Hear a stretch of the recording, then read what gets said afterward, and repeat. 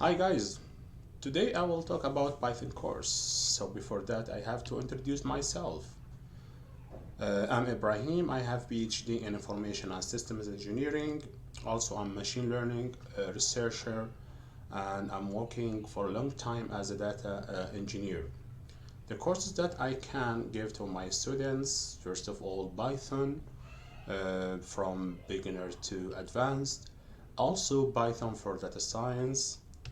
I have a long experience in SQL Server and SQL language and also in Delphi programming language.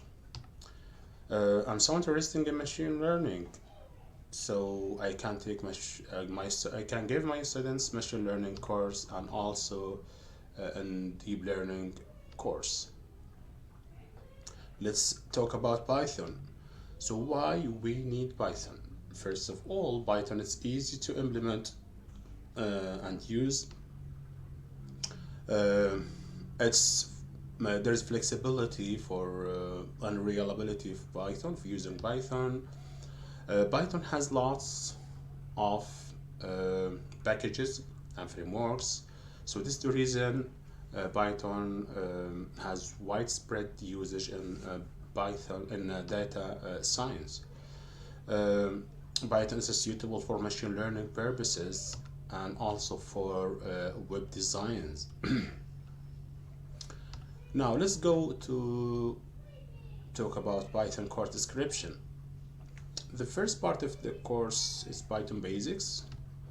Then I will cover structured data and subprograms.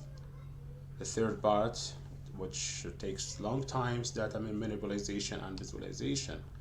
Also, I will cover object-oriented programming and finally database. Now let's go through each one of them in deep. The first part, the students should learn how to use control statements by the end of this course, by the end of this part. So first of all, the student should know what Python looks like, how can we use variables, different data types, and then the second part, which is more advanced. So here the students should know how to deal with more than one value by using arrays and lists, also different types of data. It could be included in dictionaries. How can you search and retrieve some strings from text using regular expressions, and then to avoid the repetition of coding we will talk about functions. The third part, as I mentioned, it takes long time, but it's so important as the first step for data science and machine learning stuff. So in this part, the student should know how can import data, clean this data, and also prepare the data for the next phase, as I said, like machine learning or data science, and finally how to visualize your data in a nice figures. The fourth part here is object oriented. The student should know how to build the classes and create instances from each class. How can we inherit a class from another one, and also we will deal about something called polymorphism.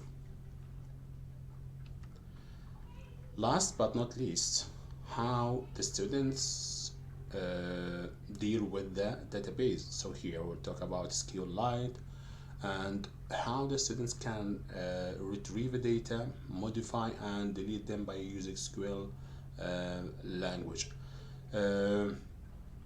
I will mention that during the course there is a project will start from the second part of this course until the last part. So by using this project you will know every detail in the course step by step. Thank you so much for watching.